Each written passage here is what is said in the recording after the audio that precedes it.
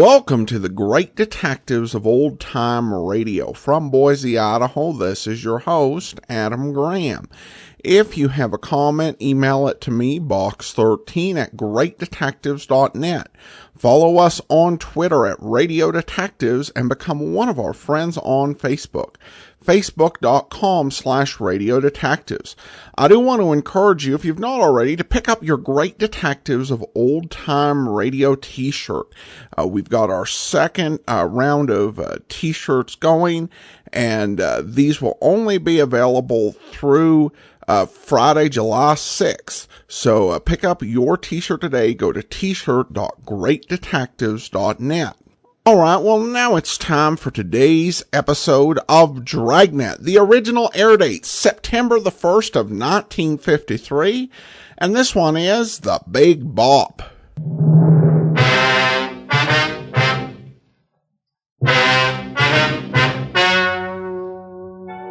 Ladies and gentlemen, the story you are about to hear is true. The names have been changed to protect the innocent.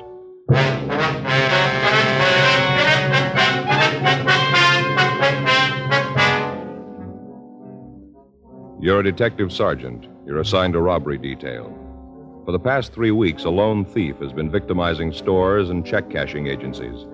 You've got a description of the man, but so far you've failed to identify him. Your job? Get him.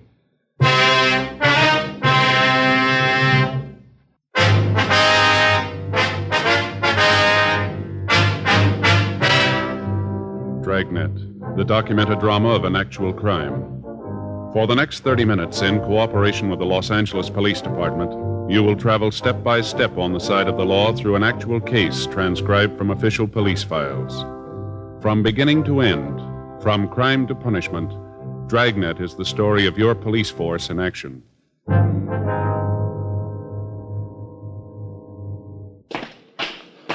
It was Friday, June 10th. It was warm in Los Angeles. We were working the day watch out of robbery detail. My partner's Frank Smith. The boss is Chief of Detectives Thad Brown.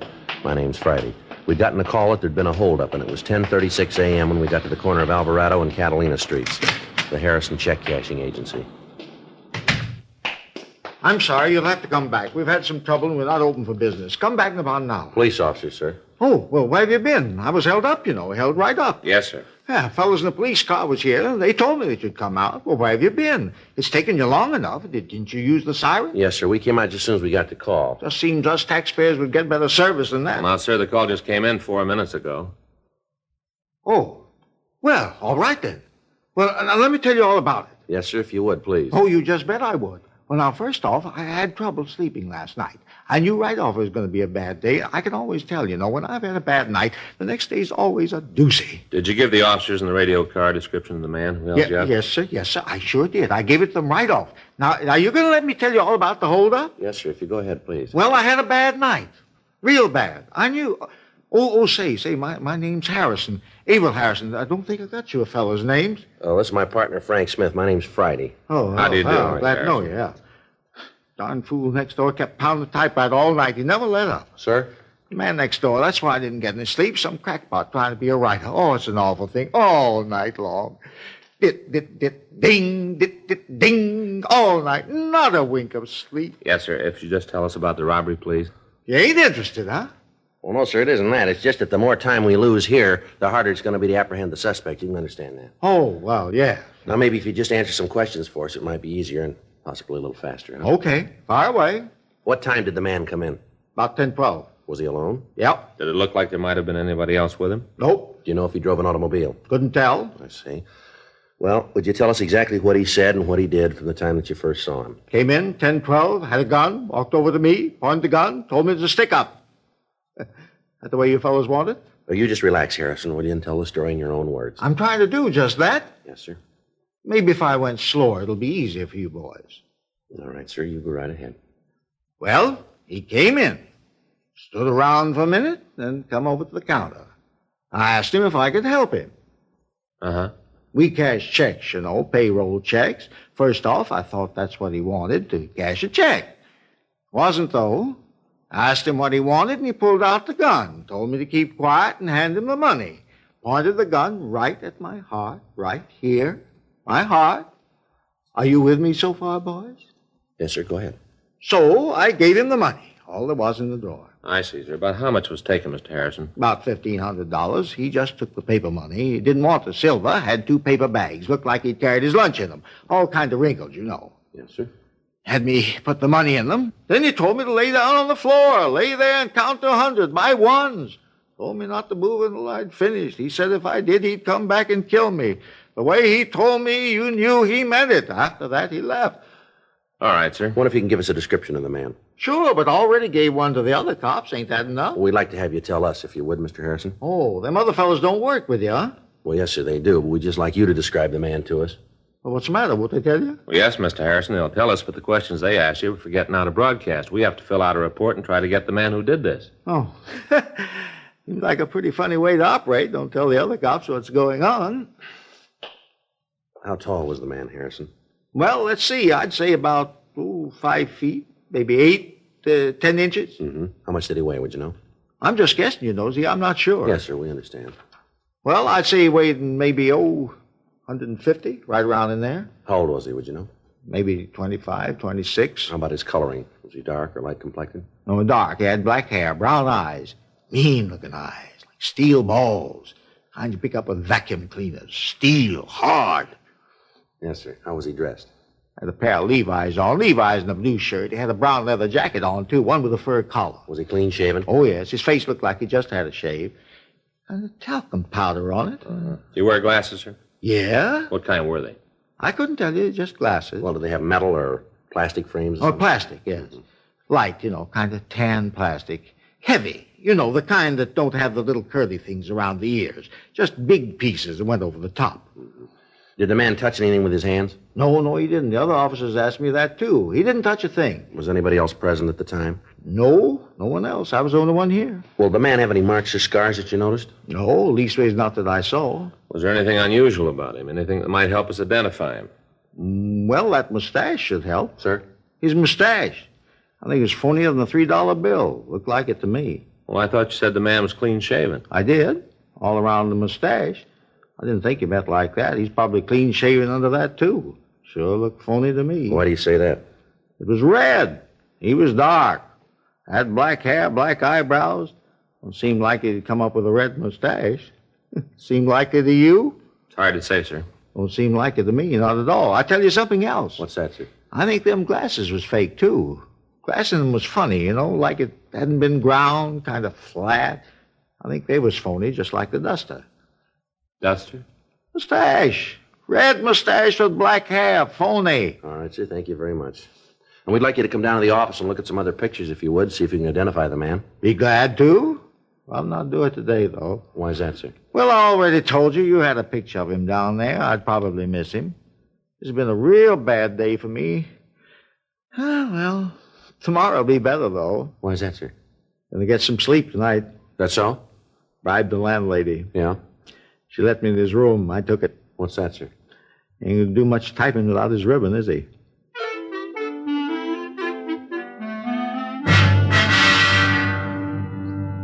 For the past 3 weeks, we'd heard the same story. A man had entered a check-cashing agency or a small neighborhood store and at gunpoint taken all the currency. Each time, he'd hit just after the owner or the manager had come back from the bank. The descriptions we'd gotten in each theft was the same. Each of the victims looked over the mug books, but they were unable to identify the suspect. The stats office had made an M.O. run going back 10 years. The leads they turned up were run down, but they led us nowhere. Communications to George Brereton up at CII in Sacramento had turned up no new information. We were right where we were after the first robbery. We had a suspect we couldn't identify, a suspect that we couldn't find. 10:45 a.m., the latest victim closed up his place of business and started to accompany us downtown. As we walked out of the store, a police car pulled up to the curb. In the back seat was a man of about 25 years of age. The officer told us that they'd caught the man running down an alley 3 blocks away. The man who matched the description of the thief identified himself as Rudy Martin. While the radio car officer stood by, we took the suspect over to our car to see Averill Harrison, the victim. Caught him already, huh? Is this the man who held you up, sir? Let me get out and take a good look. All right.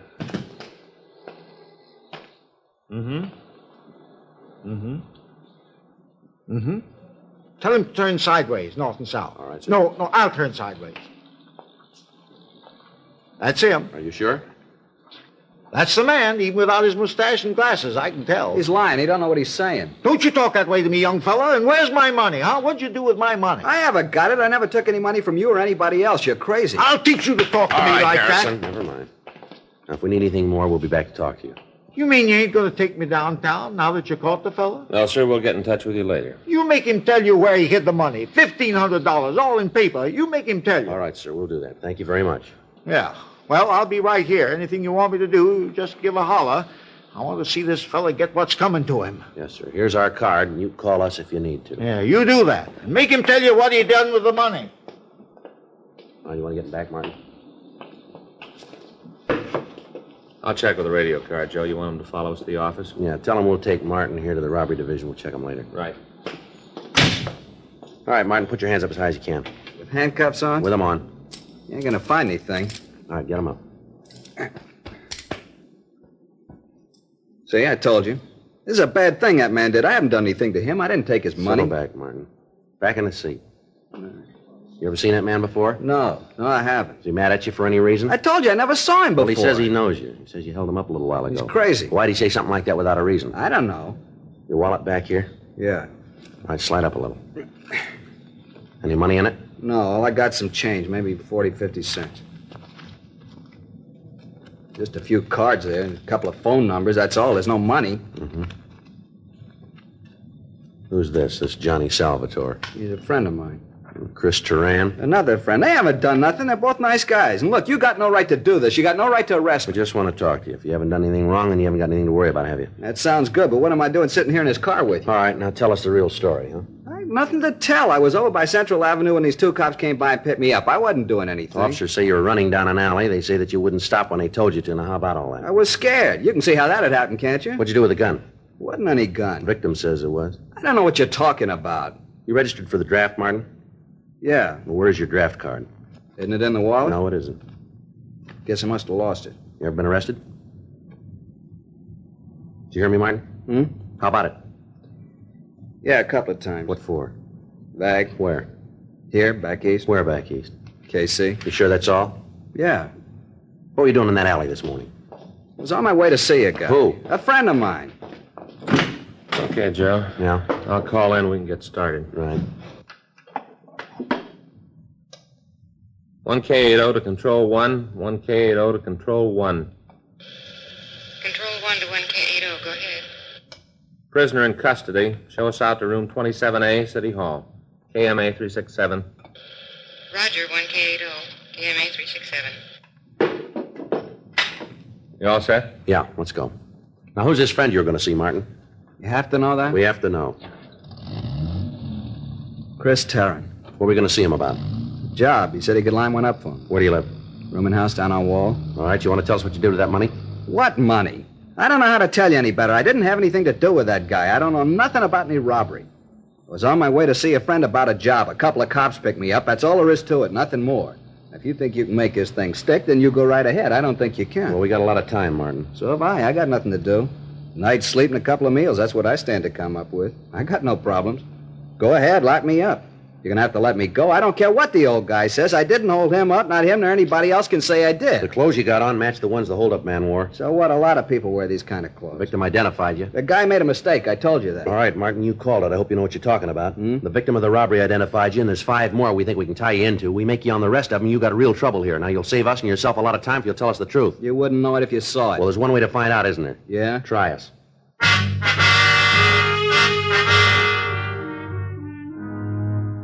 10:52 a.m. We took the suspect back to the city hall and we talked to him for over 3 hours. He refused to admit any knowledge of the holdups. We checked him through R&I and we came up with the arrest record that he told us about. In checking his record, we found that the suspect was wanted for draft evasion.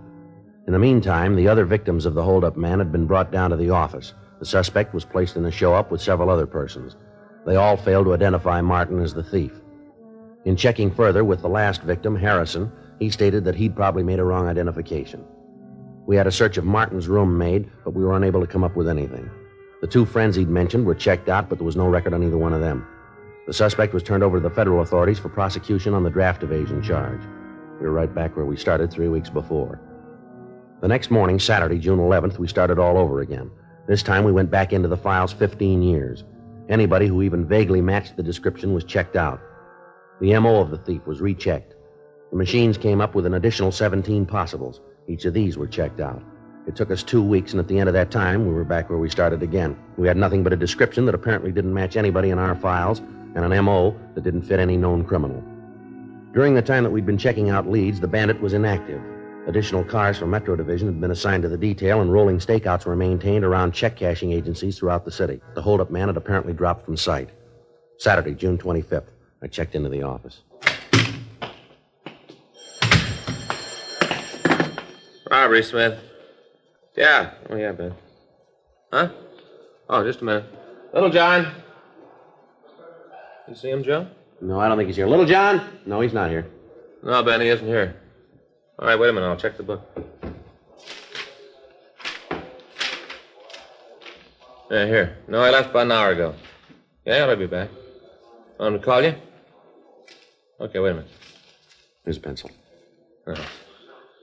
Uh-huh. 0281? Right, yeah. Okay, Ben. I got something here. Teletype from San Diego from Hewen and Davis. Yeah, what is it? I'll read it to you.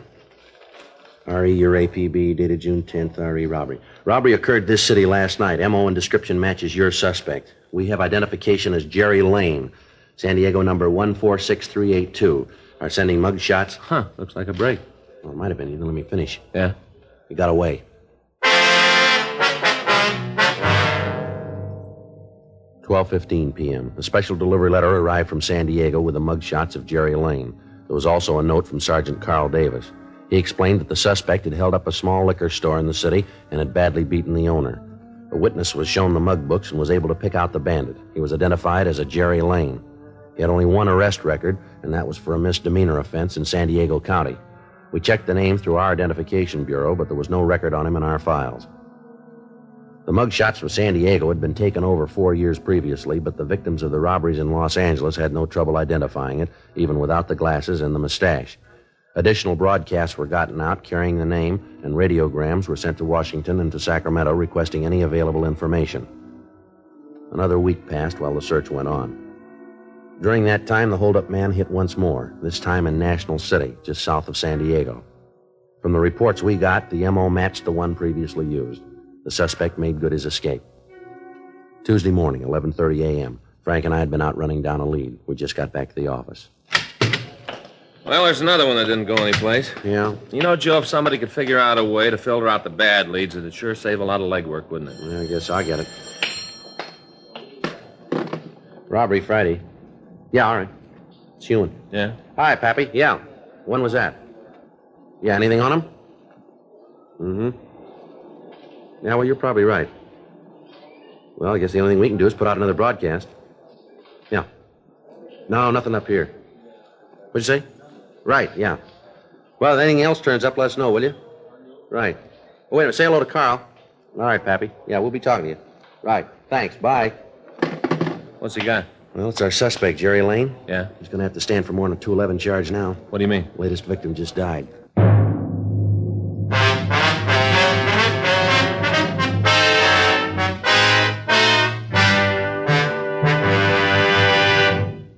You are listening to Dragnet, the authentic story of your police force in action.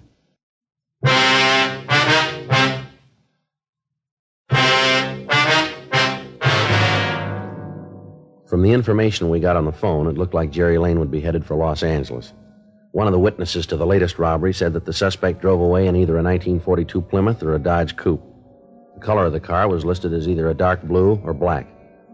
Descriptions of the car and of the suspect were printed up and distributed to all law enforcement agencies between Los Angeles and the Mexican border. Al Gayton from the San Diego department got in touch with the Mexican authorities, and a close check was kept on all cars crossing into Mexico. According to our information, Jerry Lane had robbed at least 8 places and stolen a little under $9,000 in a period of 6 weeks. While we continued our investigation, the San Diego authorities followed up the leads they had. In the course of checking out the friends and associates listed on Lane's arrest record, they came up with the information that he had at one time been employed as a musician in a downtown nightclub. They interviewed the employees of the place, but they were not able to get a definite lead on the suspect.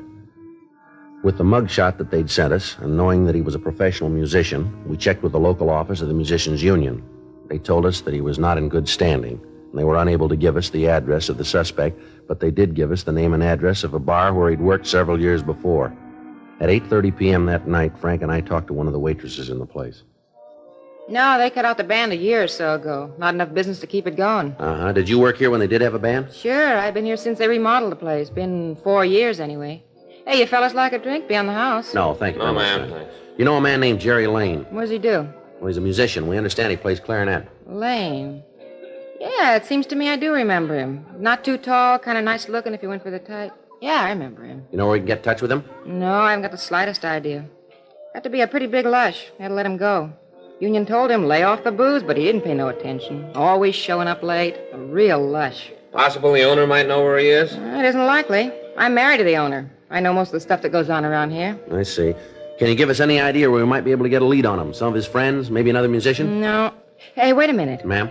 I might know someone. Let me make a phone call. Well, if you give us the phone number, we can put in the call. No, I'd rather not do that. You see, this girl used to see a lot of Jerry. Maybe she don't want to get mixed up in a thing like this. I'll call her and find out. If she knows, she'll tell me. If she doesn't, there's no harm done. Okay. Got a dime? Just a minute. There's 2 nickels. Thanks. I'd rather you leave the door open, if you will. All right.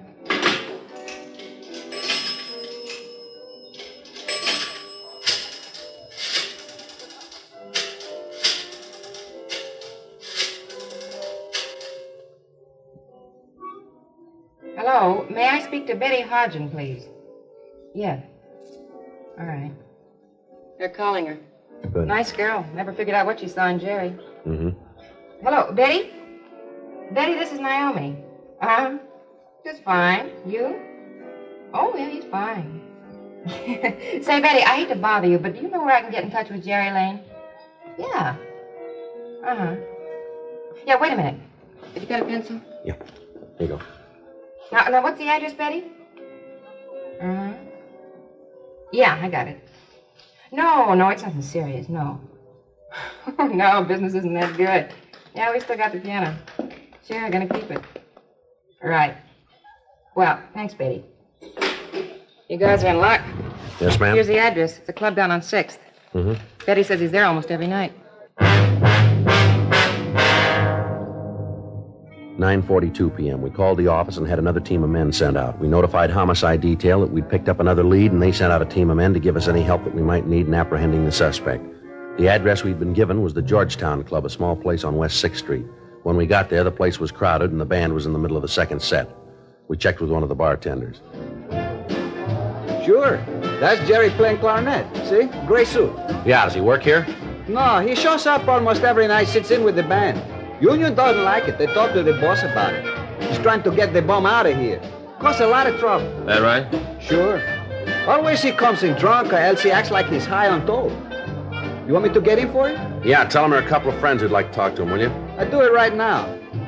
You don't want me to say you're cops? No, we don't. I didn't think so. Okay, I get it. Thank you. Some place they got here, huh?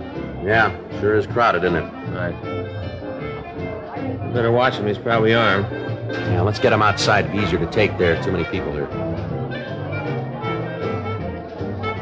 Yeah, the bartender's got him now. All right. Now let's let him get outside before we move away. Right. Yeah, there he goes. Come on.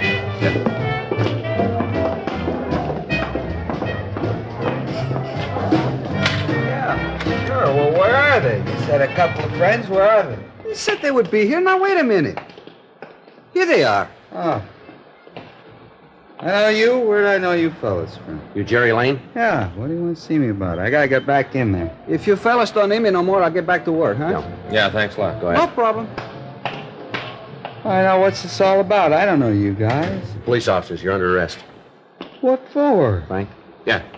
Stand still. What are you trying to do? You got nothing on me. Stand still. You stay away from me, cop. Now leave me alone. All right, hold it up, mister. All right, now come on your feet. Get up. Now stand still. Clean's clean, Joe. Now put your hands behind you. I didn't do anything. You got no reason to shove me around. Cut my mouth. It's bleeding. Yeah, well, that makes two of us, mister. What are you after me for? What have I done? I have too much to drink? Is that it? I wasn't bothering anybody in there. That's a nice try, Lane, but it won't work. We got a half a dozen positive identifications on you for robbery. I didn't hurt anybody. You killed a man. Yeah. The last one, I heard he died. Is it true? Did he die? That's right. I didn't know what I was doing, you know. I wasn't responsible. I just didn't feel so good. It wasn't my fault. He wouldn't give me the money. I didn't know what I was doing. That's going to make a difference, isn't it? I didn't know what I was doing. I wouldn't know about that, Lane. That's going to be up to the jury, but you can bet on one thing. What's that? They'll know what they're doing.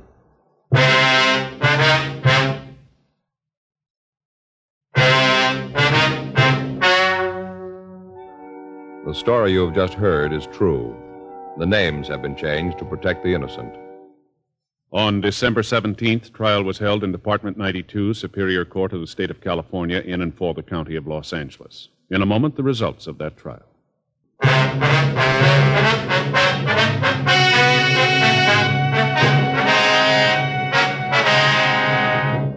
Gerald Carlisle Lane was tried and convicted of murder in the first degree and was executed in the lethal gas chamber at the State Penitentiary, San Quentin, California.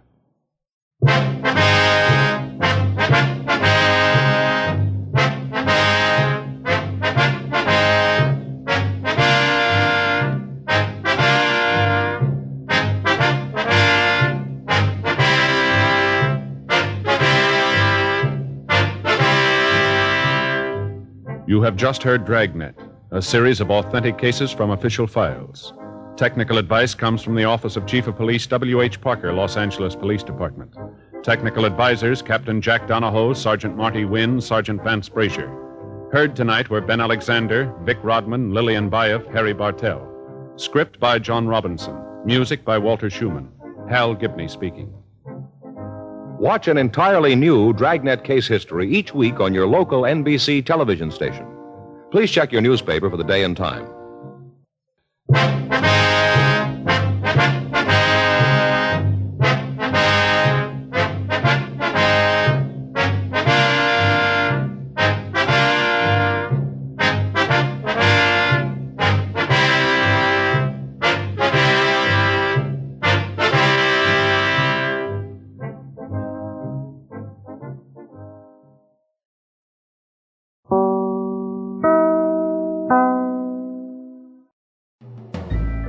This is Andrea J. Graham, author of the Web Surfer series. Oh, and a Madam's Wife. You're listening to The Great Detectives of Old Time Radio.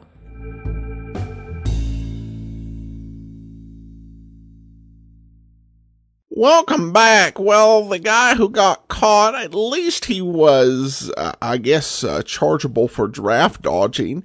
Otherwise, you'd really feel sorry for him for this, the amount of charges or the certainty with which he was accused by Friday and Smith. But the first part of the episode, I think, just did tend to set up the frustration of working through this case with them, twice just, okay, we went through this and this whole process and we're back to where we started. Okay, we're going to go back through our files and we're going to spend weeks just looking for somebody who might do it. And then we're right back where we started. Again, that sort of monotony of police work, a key theme in Dragnet. All right, well, listener comments and feedback now. And we have this comment here from Linda, who sends an email. Linda writes in regarding the big revolt. Each party of the couple in the episode 2534, Dragnet, the Big Revolt, seems to have been in a middle-age crisis. The man had been working hard for years and was no longer young. He wanted to rest and recuperate after work so he could face the next day and continue to provide for his wife and himself. The woman was home alone all day. She was probably, like many women when they reached middle age, especially at that time. They became invisible to much of the rest of the world because they were no longer young. She wanted attention from her husband when he came home. Going to a movie each day got her out of the home, but didn't actually contribute to her feeling of well-being. Here's what I think happened after the husband finally went home. They had a long, painful talk. They reached a compromise by agreeing to have what is now called a date night. She had something to look forward to. She learned new skills, probably dancing also with her husband and a young male instructor. She and her husband spent time together. They had to practice, and he had a more peaceful home. He may have come to like dancing. In the spirit of full disclosure, I have to say that I've been a long-time ballroom dancer and met my husband at a Saturday evening dance open house, and I'm very familiar with the teaching methods of the school mentioned at the end of the episode. What a switch to have a happy ending for all in a Dragnet episode. In closing, I want to thank you for playing Rocky Jordan. I'd heard several episodes a few years ago and am enjoying your run very much. The airmail mystery is also fun. Are there other short-run shows from that era that can be slotted into your longer-term schedule?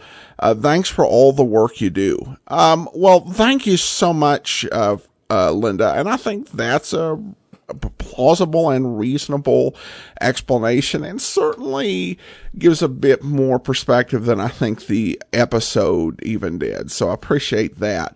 Regarding the airmail mystery, it really is a bit of a unique series. There aren't a whole lot of series from that era that are as intact as that is when it comes to those serials. Because we've got 11 of 13 episodes, including all of the final 3 episodes, which, of course, we'll be playing for you next Tuesday. There's one other series from the 1930s, which we might play. I'm not entirely sure on the audio quality.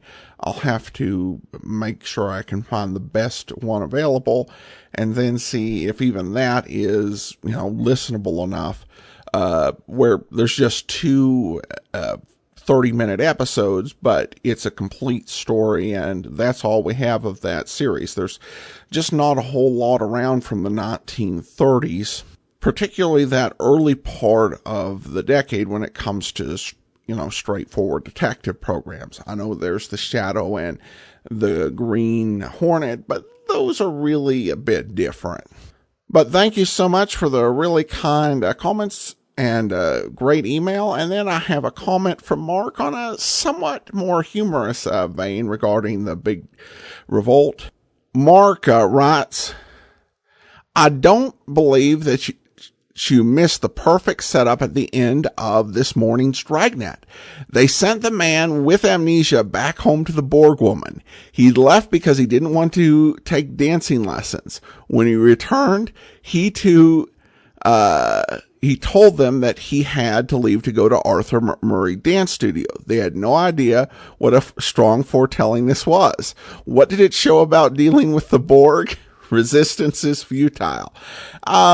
Thanks for the comment, Mark. And I had thought about the use of the name Borg, which about 40 years after that episode got a whole new connotation thanks to Star Trek The Next Generation. I couldn't quite find a joke to go with it, so I just left it alone, and you went ahead and picked it up. So thanks so much for that, Mark, and that will do it for today. Join us back here tomorrow. It's Public Domain Video Theater. If you're not subscribed already, go to videotheater.greatdetectives.net to sign up. We'll be bringing you an episode of Boston Blackie, and then we'll be back again on Monday with Mr. Keen, Tracer of Lost Persons, and then we'll be back again next Saturday with another episode of Dragnet. In the meantime, send your comments to box13@greatdetectives.net. From Boise, Idaho, this is your host, Adam Graham, signing off.